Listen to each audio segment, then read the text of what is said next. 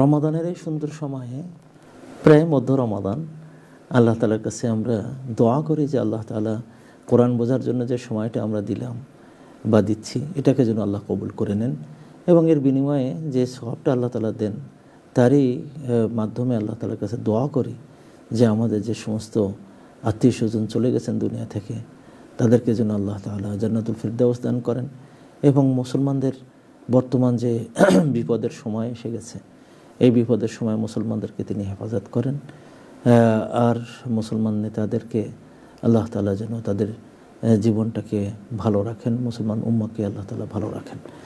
সম্মানিত ভাই বোনেরা, আল্লাহ তাআলার প্রশংসা এবং দুরুদ এবং সালাম আমাদের নবী সাল্লাল্লাহু আলাইহি সাল্লামের প্রতি, যিনি আমাদেরকে আসলেই এমন পথের সন্ধান দিয়েছেন যে পথটাকে সিরাতুল মুস্তাকিম বলা হয়, সোজা রাস্তা, যেটাকে আল মাহিজ্জাতুল বাইদা, আলোকিত রাস্তা বলা হয়, যে রাস্তায় চললে জান্নাত আমাদের জন্য ইনশাআল্লাহ অবধারিত।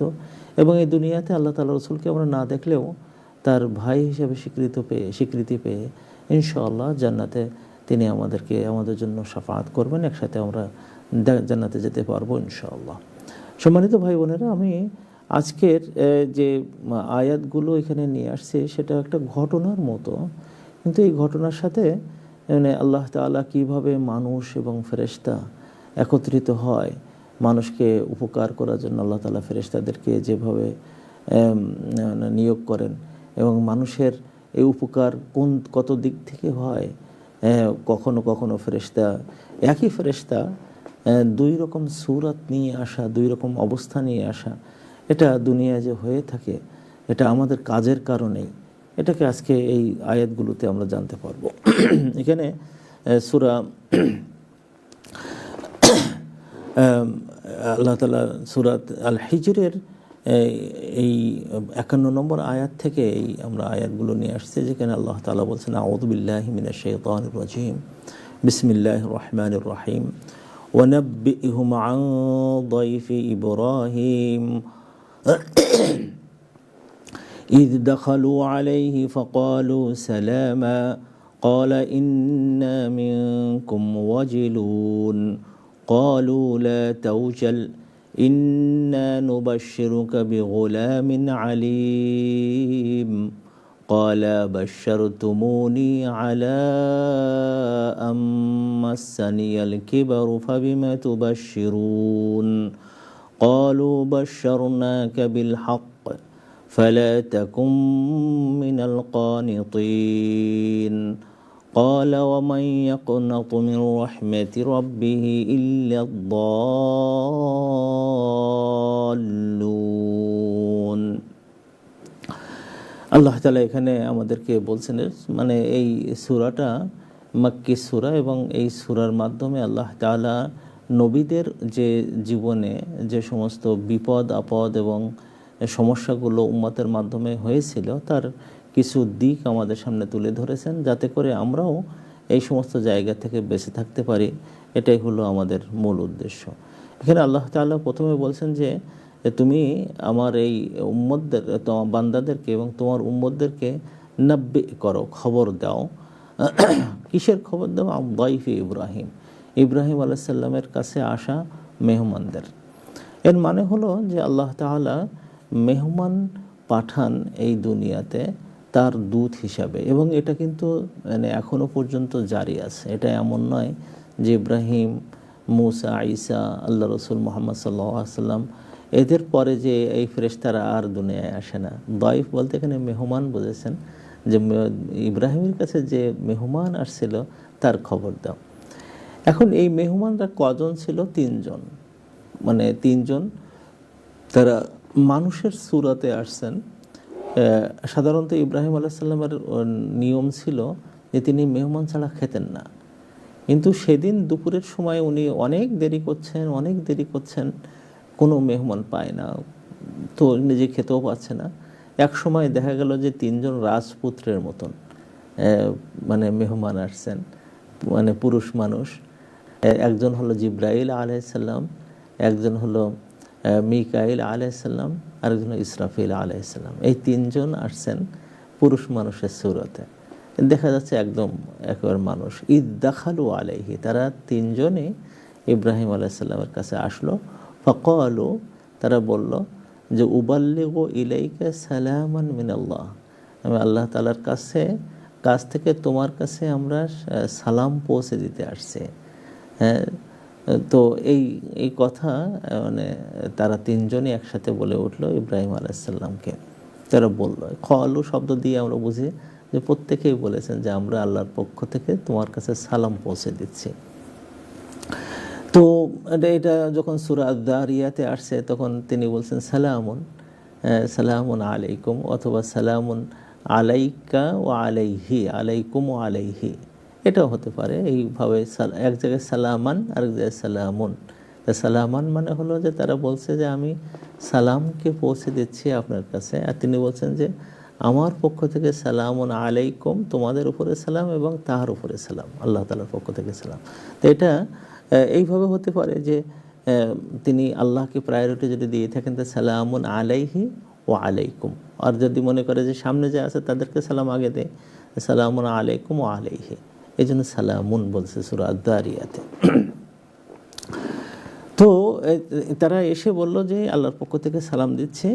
তখন তাদের এই চেহারা দেখে, চেহারা তো এক তো হলো যে খুবই সুন্দর চেহারার, এমন চেহারা যে চেহারাটা দেখলে মানুষ এর প্রতি দুই তিন রকম মানসিকতা তৈরি হয়। একটা হলো যে অসম্ভব ভালো বংশের সন্তান, কারণ এত সুন্দর চেহারা, এত মানে সাজসজ্জা সাধারণত অ্যারিস্টোক্র্যাট বা ইলিট ক্লাসের মানুষদের মধ্যে এটা দেখা যায়।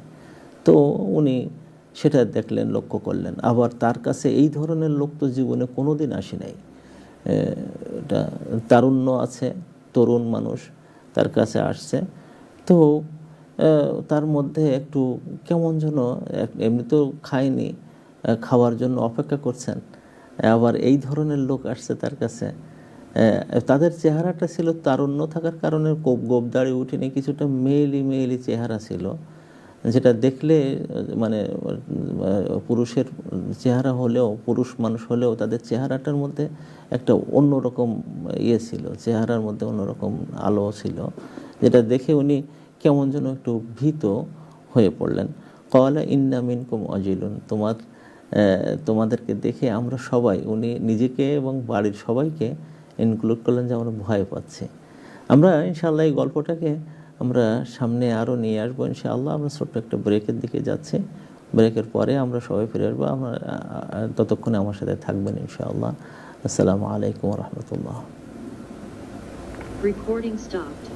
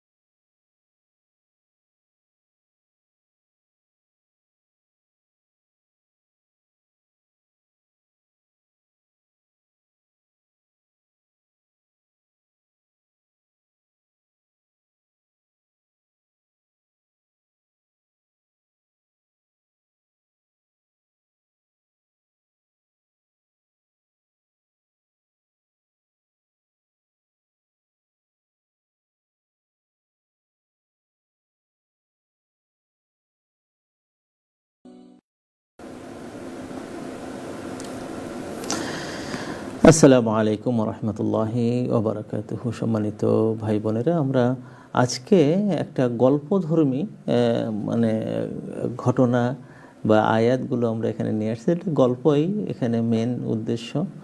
তবে এই গল্পের মধ্যে আমরা জানতে পারবো যে আল্লাহ তাআলা আমাদের জীবনে ফেরেশতাদেরকে কিভাবে কোন অনুষঙ্গে পাঠান। একই ফেরেশতার দুই মানে চেহারা এবং দুই রকম দাওয়াত এবং দুই রকম মেসেজ আমরা দেখতে পাচ্ছি।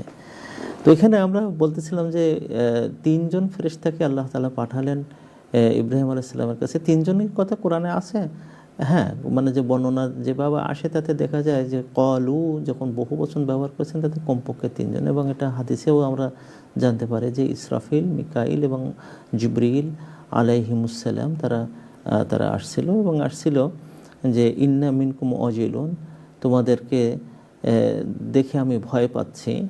এটা ইব্রাহিম আলাইহিস সালাম বলছিলেন। ভয় পাওয়ার পিছনে কারণ হলো এই যে কি মানে তাজ্জব ব্যাপার। এখানে ভয় পাওয়ার পিছনে কারণ কি থাকতে পারে, কোন সময় যে তিনি ভয় পেয়েছেন, এটা সূরা হিজরে আল্লাহ তাআলা বলেননি, তবে এটা সূরা আদ-দারিয়াতে আল্লাহ তাআলা এটা বলেছেন। সেটা হলো এই যে সেখানে আল্লাহ তাআলা বলেছেন ইজ দাখালু আলাইহি ক্বালু সালামান ক্বালা সালামুন কওমুন মুনকারুন।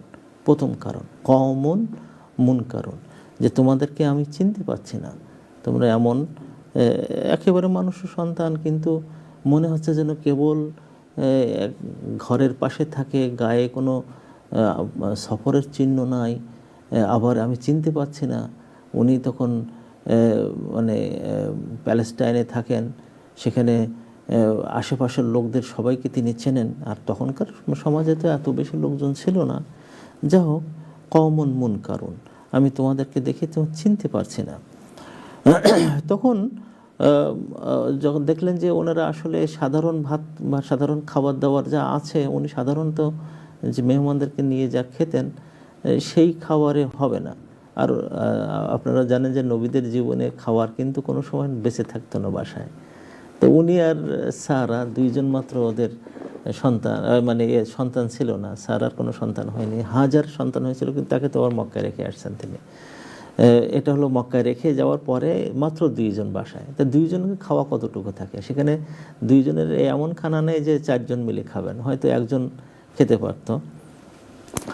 তো এরপরে উনি ফারাগা, তিনি চলে গেলেন, আগ্রহ দেখালেন, এগিয়ে গেলেন ইলা আহলিহি, তার মানে আহলের দিকে, মানে তার স্ত্রীর কাছে, এবং সেখানে যে তারা পরামর্শ করলেন যে একটা কাজ করি, আমরা যখন খাওয়া দেরি করেছি তা আরেকটু দেরি করি, আমরা একটা আইজিল মানে হলো গরুর বাছুর, ছোট্ট বাছুর আর কি, সেটা সামিন রোস্ট করা, ঘি দিয়ে, উপরে ঘি দিয়ে রোস্ট করা হলে এটাকে আইজিলুন সামিন বলে। এগুলো রোস্ট করতে সময় লাগে না বেশি, আমাদের তো জবাই করে কেটে টেটে এগুলো আবার আলাদা ছোট ছোট কাটতে ওরা আস্ত দেয়। আমরা সৌদি আরবে থাকতেও দেখেছি যে ছাগল মানে আগুনের ভিতরে দিয়েছে, তার গায়ে একটু মশলা টশলা দিয়ে এরপরে এনে দিলেন, আমরা খেলাম, সেটাও খুব টেস্টি হয়।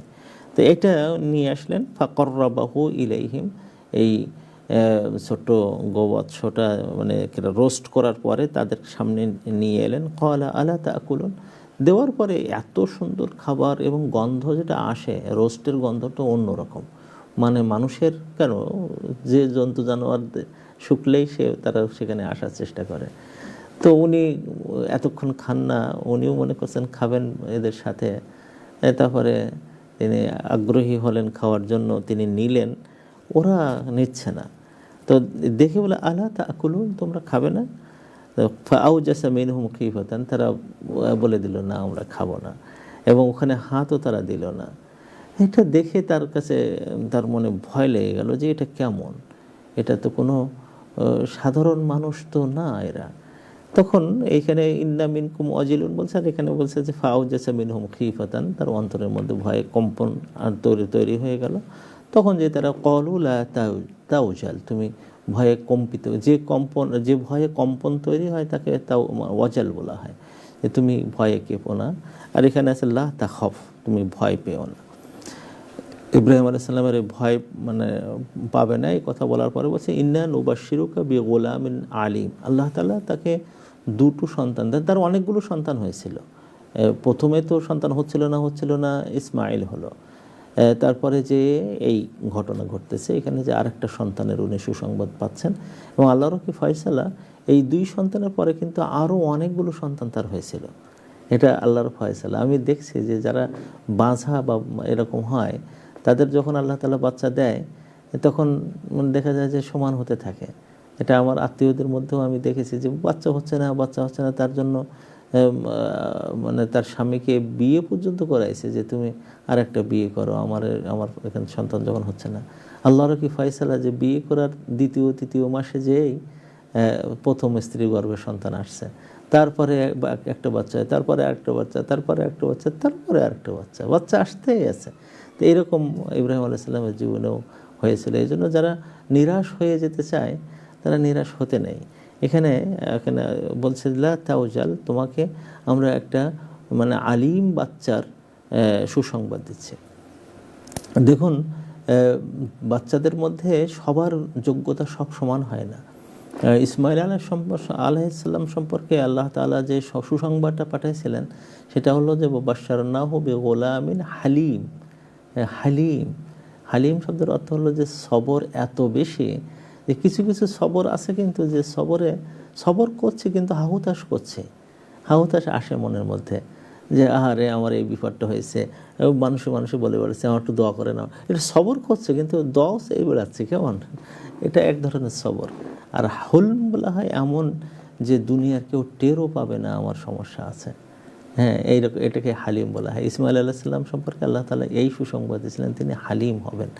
আর ইসহাক আলাইহিস সালাম সম্পর্কে এখানে সুসংবাদ দেওয়া হচ্ছে, যাকে আল্লাহ তাআলা বলছেন যে গোলামিন আলিম, জ্ঞানী ছেলে। তো এটা কিন্তু মানে মাথায় রাখতে হবে যে সন্তানরা সবাই সমান হবে না। নবীর সন্তানদের কেউ একজন হচ্ছেন হালিম, একজন হচ্ছে আলিম, এবং 2 জন নবী ছিল। তাদের দিয়ে কিন্তু মানে অনেক কিছু তৈরি হয়েছে। ইসমাইল আলাইহিস সালাম দিয়ে মক্কা নগরীর পত্তন হয়, আরবি ভাষার প্রচলন হয়, আরবি ভাষার যে ফুসহা রূপ সেটার প্রচলন হয়, এবং সেখান থেকে মুহাম্মদ সাল্লাল্লাহু আলাইহি সাল্লাম চলে আসেন। আর এখান থেকে ইসহাকের ছেলে ইয়াকুবের ছেলে ইউসুফের সন্তানদের মধ্য থেকে পরে মূসা এবং হারুন, তারপরে সেখান থেকে এসে ঈসা, এসব কিন্তু এই জায়গা থেকে আসে। এবং ইলমের এই পরিবারটা দেখা যাচ্ছে যে বরকতে পরিপূর্ণ হয়েছে, আলহামদুলিল্লাহ। তো মানে বাচ্চাদের কারোর মধ্যে যদি হালিম হয় আর কেউ যদি আলিম হয়, মনে আফসোস নেবেন না যে আমি তো সবাইকে ডাক্তার বানাতে চাই কিন্তু হলো না, দরকার নাই। যে যেদিকে যেতে চায় আল্লাহ তাআলার জন্য, সেই দিকে আপনারা নেওয়ার চেষ্টা করবেন। এখানে আল্লাহ তাআলা এই জিনিসটা আমাদেরকে শিখাইছেন যে সন্তান 2 জন দিয়েছে, কিন্তু দুই ধরনের, একটা আলিমের মধ্যে, একটা হালিমের মধ্যে। তখন এই কথাটা মানে এমন এক সময় এমন এক জায়গায় বলতেছেন, সেখানে তিনি এবং তার স্ত্রী আছেন, এবং তার বয়স 100 বছর হয়ে গেছে, এবং তার স্ত্রীর বয়সও প্রায় পাশাপাশি। ওনারা 2 জন সমবয়সী ছিলেন। ওনার স্ত্রী ছিলেন চাচাতো ভাই বোন হতো সম্পর্কে। ঈমান গ্রহণ করে মাত্র তখন 2 জনে। একজন হলেন তার স্ত্রী সারা, তখন চাচাতো বোন ছিল, সে ঈমান গ্রহণ করে। আর লূত আলাইহিস সালাম ভাতিজা ঈমান গ্রহণ করে। এই 3 জন ছিল মুসলমান তখন। তো এই সারার সাথে তার বিয়ে হয়, তখন তিনিও এটা মানে বুড়া হয়ে গেছেন। তো যখন এরা বলল যে ইন্না নুবাশশিরুকা বিগুলামিন আলিম, তোমাকে একটা জ্ঞানবান সন্তানের আমি সুসংবাদ দিচ্ছি, তখন তিনি তাজ্জব হয়ে যান। ক্বালা আবাশশারতুমুনি, তোমরা আমাকে সুসংবাদ কি দিচ্ছ? এটা কোশ্চেন, এবং এই কোশ্চেনের অর্থ হলো তাজ্জব, মানে এটা মানে তাজ্জব হয়ে গেছেন, বিস্মিত হয়ে গেছেন, এটা কীভাবে সম্ভব, এটা কি আসলে কি সম্ভব? কারণ হিসেবে তিনি দেখাচ্ছেন যে আলা আম্মাসানি আল কিবারু, যে আমার বার্ধক্য আমাকে স্পর্শ করেছে। তো বার্ধক্য মানে এমন এক পর্যায়ে যদি চলে যায় যে তারপরে যে আর বাচ্চা হবে না বলে মায়ুস হয়ে যায়, যে না আর বাচ্চা হওয়ার সম্ভাবনা নাই, ফাবিমা তুবাশশিরুন, কি দিয়ে তোমরা আমাকে সুসংবাদ দিচ্ছ? এইটা হলো মানে সূরা আল হিজরের বর্ণনা। সূরা যারিয়াতে এই বিস্ময়ের ব্যাপারটা শুধু ইব্রাহিমের মধ্যে যায়নি, এটা আরেক জায়গায়ও গেছে।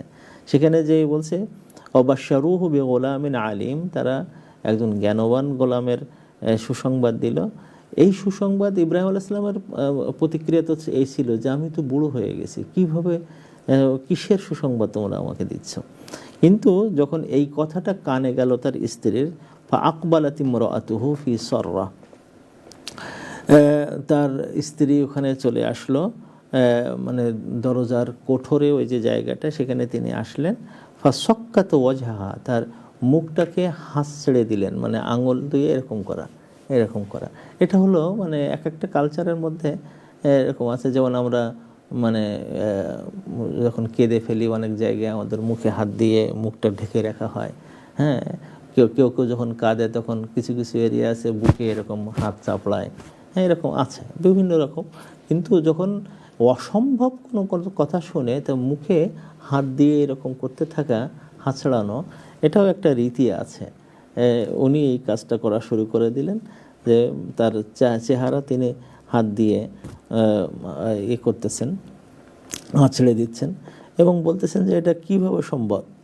অকালাত, এবং তিনি বললেন যে বলতে যেয়ে তিনি এত বেশি বিস্মিত হয়েছেন এবং অসম্ভব মনে করছেন যে তিনি ভাষা পর্যন্ত সম্পূর্ণ করতে পারতেছেন না। বলতে আজুজুন আকিম, ওখানে বলা কথা ছিল যে আনা আজুজুন আনা আকিম।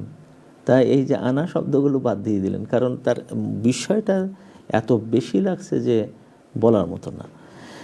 তো ওখানে তিনি যখন এই কথা বললেন যে আমি তো আজুজ, আমি হলাম এমন একজন বৃদ্ধ যে বৃদ্ধটা বাচ্চা দেওয়ার মতন আর সুযোগ নেই।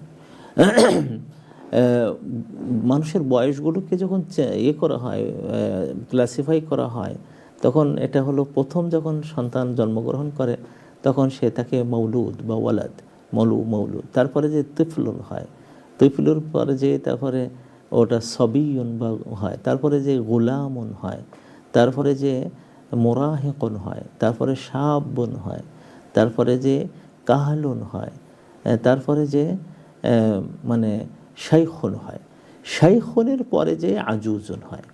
শাইখুন পুরুষ এবং মেয়ে, এটা মানে পুরুষ হলে তাকে বলা হয় হারিমুন, আর মেয়ে হলে বলা হয় তাকে আজুজুন। তার মানে কি হলো, এমন বৃদ্ধ যেটা আমরা বাংলায় আমাদের সাতক্ষীরার ভাষায় থুত্থুরে বুড়ো বলে, যে এই পরে আর যে মানে শুধু কবরের অপেক্ষা করতে থাকে এমন একজন। উনি বললেন যে আমি বুড়ি এবং আমার আরেকটা রোগ আছে, সেই রোগটার নাম হলো আকিম, যে বন্ধা, মানে আমি যে বাচ্চা আমার যে বাচ্চা হবে না এটা প্রমাণিত হয়ে গেছে। কারণ আমাকে ইব্রাহিম আলাইহিস সালাম অনেক দিন পর্যন্ত আমার সাথে থেকেছেন, বাচ্চা নেওয়ার চেষ্টা করেছেন, হয়নি। কিন্তু যখন হাজার সাথে তার বিয়ে হলো এবং তার সাথে তিনি পাশে গেলেন, হাজার গর্ভধারণ করলো। এর দ্বারা বোঝা যায় যে আমি আকিম। তাহলে এই যে আকিম হওয়ার ব্যাপারটা কিন্তু এমন না, তখন ডাক্তার দিয়ে আমাদের বর্তমান কালের মতন সুযোগ আছে, তখন ওই রকম সুযোগ ছিল না। কিন্তু বোঝা যেত একটা হলো বয়স হয়ে গেছে সাংঘাতিকভাবে, আর বাচ্চা হবে না, অনেক রকম চেষ্টা করে দেখেছেন বাচ্চা হবে না, এই জন্য তিনি সিদ্ধান্ত এরকম হয়ে গেছে মানুষের যে তিনি আকিম। এই দুইজনের দুটো প্রতিক্রিয়া পাওয়া গেল। একটা হলো যে ইব্রাহিম আলাইহিস সালাম বলেন যে আমি বুড়ো, আর তার স্ত্রী বললো যে আমি বুড়ি এবং তার সাথে সাথে আমার এক রোগ আছে, তার নাম হলো ওকম, এই রোগটা রয়েছে। তখন সেই ক্ষেত্রে যে কি বললেন, ক্বালু বাশশারনাকা বিল হক, সূরা হিজরে আল্লাহ তাআলা বলছেন যে তারা বলল একসাথে যে বাশশারনাকা বিল হক, আমরা সবাই খুব সত্য একটা বিষয় নিয়ে আপনাকে সুসংবাদ দিয়েছি। হ্যাঁ, আমরা এখানে খুব এক যে ভাষা, সেই ভাষাটা যখন তার স্ত্রীকে বলতেছেন তিন ফেরেশতা, তখন যে ক্বালু কাযালিকি, এই রকমই হয়ে থাকে, তুমি কি ছিলে, হ্যাঁ তুমি কোথায় ছিলে, হ্যাঁ তো এইরকমই হয়ে থাকে।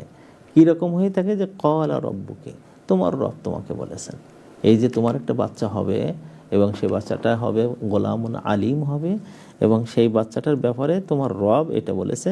এবং এই ক্ষেত্রে তোমার রবের দুটো গুণ এখানে উল্লেখ করছেন ফেরেশতারা, একটা হলো হাকিমুন, একটা হলো আলিমুন। তিনি হলেন প্রজ্ঞাময় এবং তিনি হলেন জ্ঞানময়।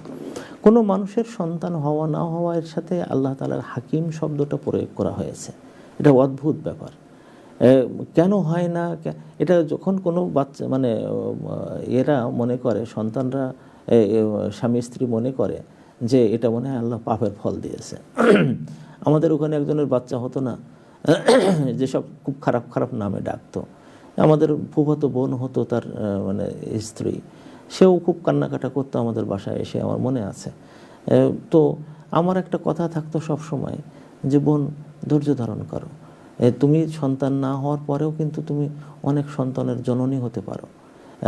মানে এই ইউকেতে এক ভাই এরকম অনেক চেষ্টা করেছেন, সন্তান হয় না। তো উনি হতাশ হয়ে থাকতেন, তার মুখে আমি হাসি দেখতাম না।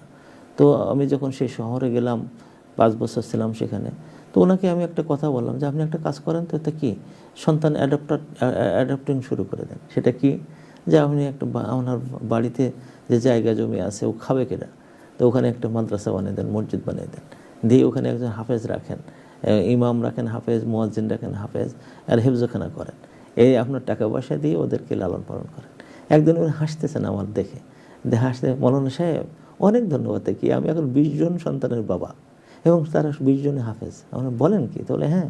তো এরকম হয় অনেক সময়, কিছু কিছু নবীর সন্তানাদি হয়নি, তাতে কি আসে যায়, এটা আল্লাহ তাআলা করাই নিয়েছেন। তাকে হয়তো বৃহত্তর দিনের স্বার্থে তাকে হয়তো সন্তানের এই কষ্টটা হয়তো দিতে চায়নি। তো এইরকম আল্লাহ তাআলা করে থাকেন, এটা কাযালিকা, আল্লাহ তাআলা এরকম করে থাকেন। এবং এই ক্ষেত্রে হিকমাটা হলো মেন জিনিস। কারো কারো দেয়নি, কিন্তু তার অনেক মা বাবা আছে। আয়েশা সিদ্দিকাকে আল্লাহ রসুল তাকে উম্মা আবদুল্লাহ পর্যন্ত বলে গেছেন, যার সন্তান হয়নি কিন্তু বলেছেন উম্মা আবদুল্লাহ। তার কারণটা কি, কারণ উম্মতের বিশাল অংশ আয়েশা সিদ্দিকার সন্তানের মতন হয়ে গেল। চিন্তা করে দেখেন, এটা হয়, এটা হাকিম এবং আলিম তিনি জানেন যে সন্তান হওয়া না হওয়া এটার কী অবস্থা। অনেকেই মেয়ে হয়েছে বলে মন খারাপ করেন, কেন মন খারাপ করেন? এর মন খারাপ করার কিচ্ছু নাই তো। আপনাকে আল্লাহ তাআলা ভালো মনে করেছেন এই সন্তান দিয়ে। অনেকে ছেলে হয় মেয়ে হয় না, মন খারাপ করে, আহারে একটা মেয়ে যদি হতো।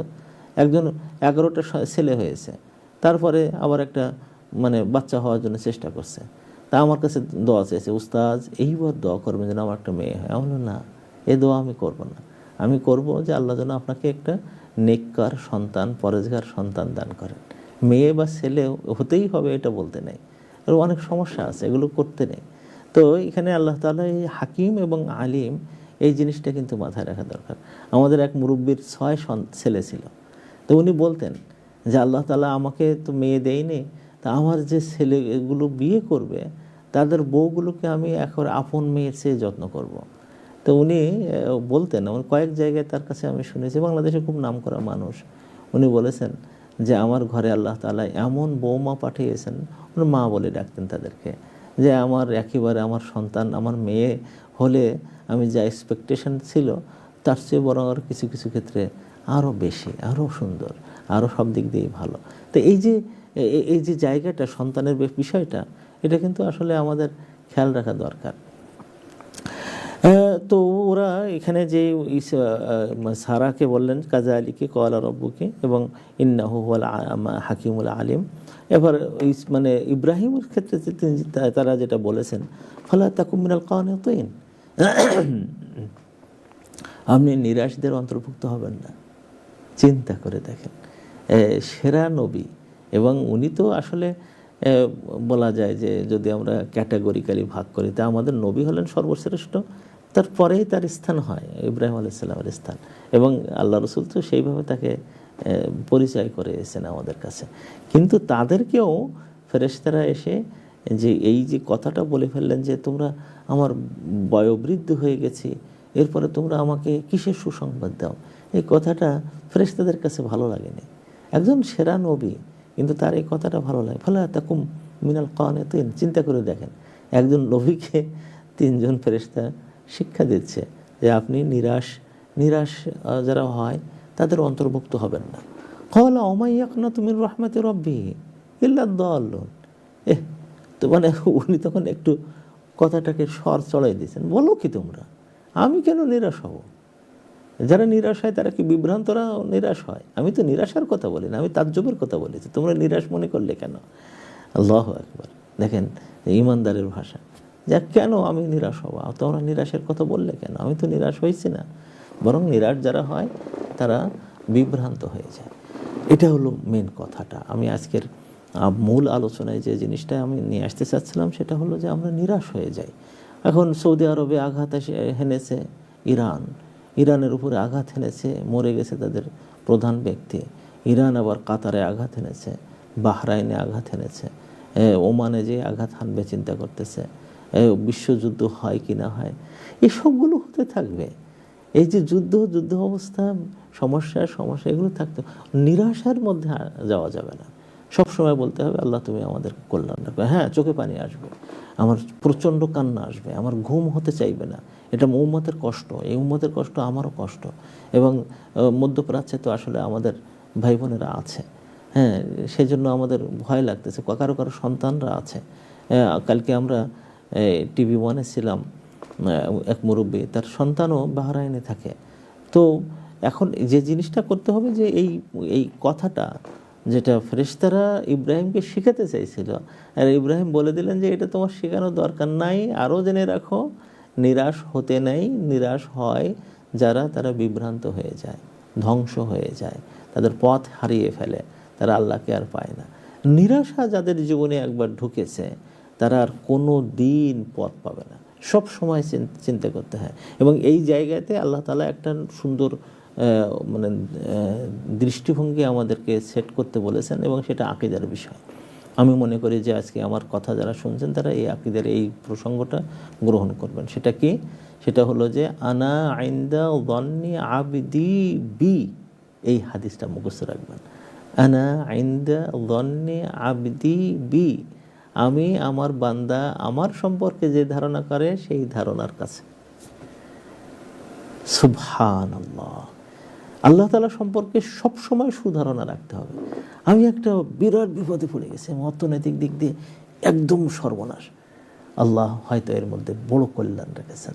আমার সন্তানাদি নাই, আল্লাহ এর মধ্যে বড় কল্পনা রেখেছেন। আমার সব মেয়ে, আল্লাহ এর মধ্যে বড় কল্যাণ রেখেছেন। আমার সবাই মেয়ে ছেলে, আল্লাহর মধ্যে বড় মানে পরিকল্পনা তার আছে এবং কল্যাণ রেখে দিয়েছেন। আমার পদে পদে বিপদ, আল্লাহ এর মধ্যে প্রচুর উপকার আমার জন্য রেখেছেন। এই যে জায়গাটা, মানে সবসময় পজিটিভনেস, যে আমি পড়ে গেছি, আমার পা দিয়ে রক্ত ছুটছে, হাত দিয়ে ধরে আল্লাহ তুমি আমাকে রক্ষা করো, ইন্না লিল্লাহি ওয়া ইন্না ইলাইহি রাজিউন। হ্যাঁ, আর ছটফট করতে, আল্লাহ তুমি মানুষ দেখোনি কেন, তুমি আমাকে ধরলে? হ্যাঁ, না, এটা দল, এটা হলো বিভ্রান্ত। না, আল্লাহ তুমি আমাকে আবার বাঁচায় রেখেছো, আলহামদুলিল্লাহ, আল্লাহ তাআলা তুমি আমাকে ভালো। এই জন্য আমাদের শিখাই দেওয়া হয় যে তোমরা সবাই বলবা বিপদে পড়লে আলহামদুলিল্লাহি আলা কুল্লি হাল, যে কোনো অবস্থায় আল্লাহ তাআলার প্রশংসা। ইন্না লিল্লাহি ওয়া ইন্না ইলাইহি রাজিউন, আল্লাহ তোমার কাছে আমরা, তোমার জন্যই আমরা, এবং তোমার কাছে ফিরে যাব। আমি যদি তোমার জন্য হয়ে যায়, আমার পায়ে একটু আঘাত লাগছে তাতে কি হয়েছে, আমার হাত কেটে গেছে তাতে কি হয়েছে, আমার চোখ উপড়ে গেছে তাতে কি হয়েছে, আমি তো তোমার, তুমি যেভাবে রাখো।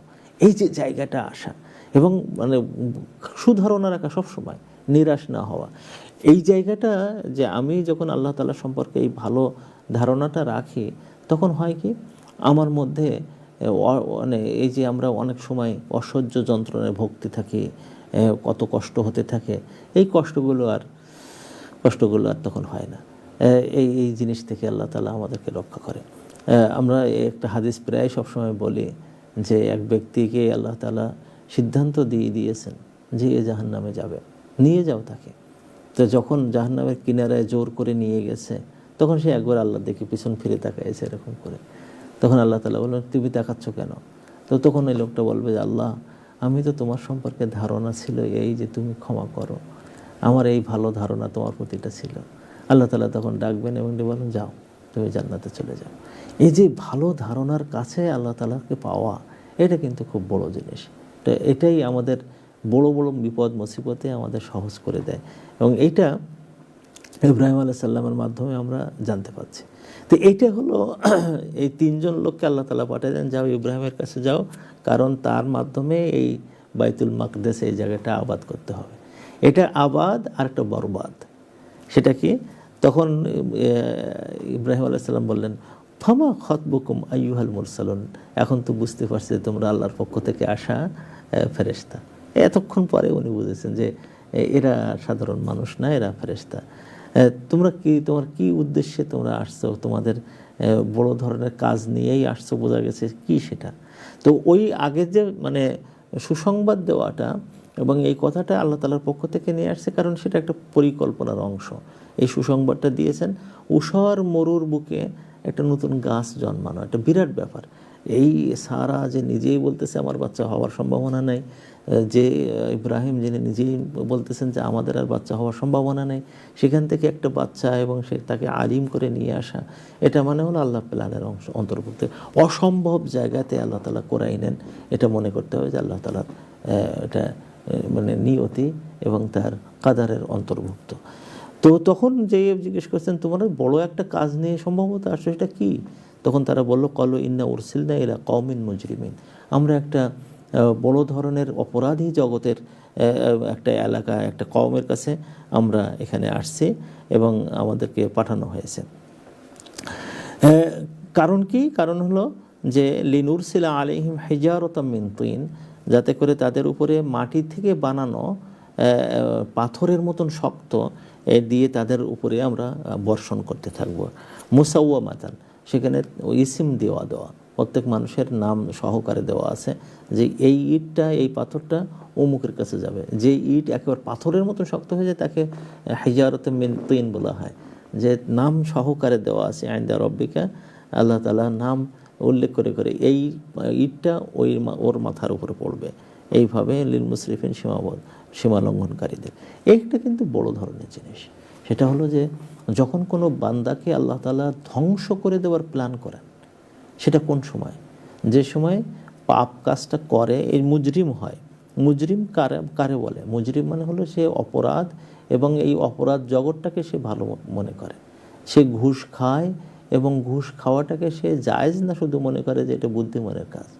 আমাদের এক আত্মীয় ছিলেন, তো তার মেয়ের জন্য উনি খুঁজতেছিলেন যে সরকারি কর্মচারী যারা সচিবালয়ে কাজ করে তাদের জন্য। তো আমি জিজ্ঞেস করলাম যে ব্যাপারটা কী? তাহলে ব্যাপারটা হলো এই যে তাদের আল্লাহ তাআলা এত সম্পদ দেয় আর এত মর্যাদা দেয় যে তাদের কাছে আমার মেয়ে বিয়ে দেবো। তো আমি তখন দুই সচিবের কথা বললাম। এক সাতক্ষীরায় বাড়ি ছিল, এক সচিব, এক ঈদে তার বাড়িতে গেলাম, যে দেখি যে হায় হায় রে কী কষ্ট। তো জিজ্ঞেস করলাম, আমার আঙ্কেল আমাকে নিয়ে গেছিলেন, তো জিজ্ঞেস করলাম যে আঙ্কেল আপনার এই অবস্থা, আপনি একজন সচিব মানুষ, বলে বাবা যে এক্সপেকটেশন আমাদের পদের কারণে আমার আত্মীয় স্বজনের, তারা মনে করে যে আমরা হাজার হাজার টাকা তাকে দিতে হবে, তো তাদের আমার বেতনের বড় একটা অংশ ওখানে দেয়, আর যা থাকে সেটা আমার সন্তানদের পড়াশুনো করানো এবং আমার স্ত্রী সহ আমরা থেকে এর চেয়ে ভালো ফার্নিচার আমরা করতে পারি না। এখন যারা অন্যায়কে ঘুষ খাবে এবং ওদেরকেই মানে মনে করা হবে সেরা। এক ভাই তার ছোট ভাইকে বকাবকি করতে, তোর মতন বোকা তো কেউ নেই, তুই দাখিলে ফার্স্ট হলে আর আলেমে যে তুই মাত্র ফার্স্ট ডিভিশন স্ট্যান্ড করতে পারলি না, তাহলে আমি নকল করবো নাকি? তাহলে হ্যাঁ নকল করবি। তখন আমি তার মুখের দিকে তাকে বললাম, হায় হায় রে, এ কী বলেন আপনি? মানে অপরাধকে অপরাধ মনে না করতে তখন মুজরিম বলা হয়, এবং তারা গ্লোরিফাই করে যে আমি খুন করেছি, কারণ হলো এই, হ্যাঁ আমি আরও খুন করব। এই ধরনের আল্লাহদেরকে আল্লাহ তাআলা মেরে ফেলে দেন, শেষ করে দেন, দুনিয়ায় তাদেরকে রাখেন না। আল্লাহ তাআলা এদেরকে এরকম করেন যে তাদের নামে নামে পাথর পাঠিয়ে তাদেরকে মেরে দেন। ফাখরজনা মান কানা ফিহা মিনাল মুমিনিন, আল্লাহ তাআলা ওখানে বলে দেন যারা মুমিন আছে তাদেরকে ওখান থেকে বের করতে হবে। মুমিন তখন লূত আলাইহিস সালাম মুমিন, লূত আলাইহিস সালামের মেয়েরা মুমিন, আর কেউ নেই। অদ্ভুত একটা জাতি। ইল্লা আলা লূতিন, লূত আলাইহিস সালাম এবং তার মেয়ে, ইন্না মুনাজ্জুহুম আজমাইন, তাদের সবাইকে আমরা বাঁচাবো, ইল্লা ইমরাতাহু, তবে তার মানে আলের মধ্যে, তার বংশধরের মধ্যে, তার পরিবারের মধ্যে তার স্ত্রীকে আমরা ধ্বংস করব। কাদ্দারনা, আমরা নির্ধারণ করে রেখেছি এই ইন্নাহা লামিনাল গাবিরিন, তাকে শেষ করে দেওয়া হবে, তাকে শেষ করে দেওয়া হবে। ফালাম্মা জা আলা লূতুনিল মুরসালুন, যখন মুরসালিনরা লূত আলাইহিস সালামের কাছে আসলেন, ক্বালা ইন্নাকুম কওমুম মুনকারুন, তা লূত আলাইহিস সালাম দেখেও বললেন যে তোমাদেরকে তো দেখে চিনতে পারছি না। ক্বালু বাল জিনাকা বিমা কানু ফিহি ইয়ামতারুন, আমি এসেছি, হ্যাঁ এই জন্য আপনার কাছে এসেছি, আমরা মুনকারুন, অপরিচিত দেখতে, কিন্তু আসলে অপরিচিত না, আমরা ফেরেশতা। জি ইনাকা, আমরা এসেছি। ওরা যে সংশয় করে যে আপনারে মারতে পারবে, ওরা ওদের ওই পাপ থেকে সরে আসবে না, ওদের পাপ ছিল সমকাম।